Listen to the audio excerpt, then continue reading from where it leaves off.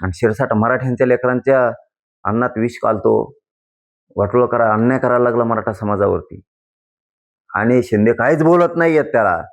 याचा अर्थ तवाच लक्षात येतो मिली बघत आहे दोघांची. ते जाणून बुजून मराठ्यांच्या विरोधात होणार का, आणि त्यानंतर पण मुंबईकडे जाऊया. 10-20 दिवसही इथं उपोषण करून जर सरकार ठेप्यालाच येणार नसलं तर मुंबईला जावं लागणार. मग ती वेळेवर डाव होईल ना. आत्ताच काहीच नको, आता काहीच सांगत नाही मी आत्ताच. पण 29 ऑगस्टचं आमरण उपोषण हे अंतरवालीतच होणार, हे फायनल. नंतरचा डाव जसं सरकार डाव टाकेन तसं आपण टाकणार. फक्त निवेदन एक देऊन ठेवा म्हणून फक्त देऊन ठेवलेलं आहे. ही परवानगी दिली, बघू. ती बी दिली तर बघू पुन्हा काय करायचं. आणखी वेळ आहे. दादा, तुम्ही वेळोवेळी सांगत होते की एकनाथ शिंदे साहेबांचं बऱ्याचदा तुम्ही भाषणामध्ये चांगलं कामगिरी केली म्हणून तुम्ही उल्लेख करायचे, आणि त्यांचे मंत्री उदय सामंत पण तुमच्यासोबत वेळोवेळी संपर्क साधायचे.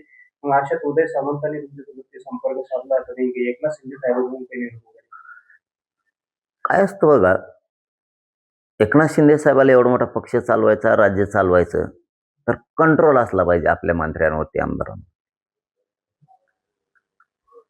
शिरसाट जाणून बुजून मराठ्यांचे प्रमाणपत्र रद्द करतोय, आणि शिंदे साहेब संपायला लागलेत, मराठी त्यांच्या पक्षापासून तुटायला लागलेत, तरीही तो प्रमाणपत्र येत नाही. इतका आडमुठा आहे त्याचं. आडमुठं धोरण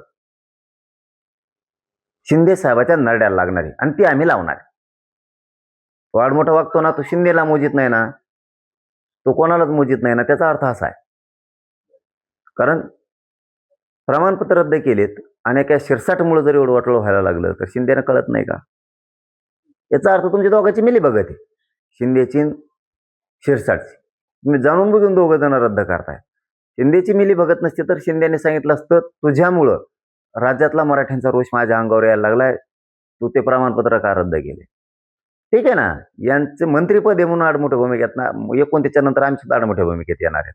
त्या टायमाला शिरसाटला कळलं ना, शिंदेला पण कळलं. तुम्ही शिरसाटांबद्दल एक वक्तव्य केलं होतं की शिरसाट हे त्यांच्या बंगल्यात किंवा कोणत्यातरी पुढाऱ्याच्या कॉलेजमध्ये ह्या बैठक होत्या, तुमच्या विरुद्ध षडयंत्र शिजते. आणि मग त्यानेच नाही शिजेल, कोणी शिजलंय? एकनाथ शिंदेच्या सांगण्यावर त्यानेच शिजलं. उपोषण आंदोलन बैठका त्यानेच बसल्यात. तेच जातो तिथं. आता फोटो व्हायरल झाले 2-4 दिवसापूर्वी. शिंदेला कळत, शिंदेला वाटतं आम्ही येडे. तुम्हाला लय पश्चाताप येईल आम्हाला शिंदे साहेब. आम्हाला तर अपेक्षा बी नव्हती शिंदे साहेब तुमच्याकडूनही, की तुम्ही आमच्या मराठ्यांशी असं वागताल म्हणून. अपेक्षा पण नव्हती, पण तुम्ही वागलात त्याला आता नाविलाज. ठीक आहे, तुम्हाला जसं वागायचं तुम्ही तसे वागलात, आम्हाला जसं वागायचं तसं आम्ही वागू. तुम्हाला शिरसट महत्वाचं आहे ना. शिरसट तुमचं जर राख रांगोळी करायला निघालाय, त्याला आमचा नाविलाज. सांभाळा शिरसटला. तुमच्या दोघांची मिली बघत, याचा अर्थ असा आहे, शिंदे आणि शिरसाट. शिरसाटावर बी पक्ष नाराज असल्याचं सांगताय की भाजप पक्ष नाराज असल्याचं सांगताय, एकनाथ शिंदे नाराज असल्याचं सांगताय. मग अशा बातम्या शिंदेच्या पुढे थोडं आहे ते. शिंदेना एवढा मोठा पक्ष चालवायचा, राज्य चालवायचं, एवढा मोठा मराठ्यांचा गट त्यांच्या पाठीशी आहे, आणि शिरसाट मराठ्यांच्या लेकरांच्या अन्नात विष घालतो, वाटोळं करा, अन्याय करायला लागला मराठा समाजावरती, आणि शिंदे काहीच बोलत नाहीयेत त्याला. याचा अर्थ तवाच लक्षात येतो मिली बघत आहे दोघांची. ते जाणून बुजून मराठ्यांच्या विरोधात डाव टाकतायत. शिंदेचाच ऐकून तो टाकतोय. नसता शिंदेचा मालक लागून गेला का तो? मालक झाला तो.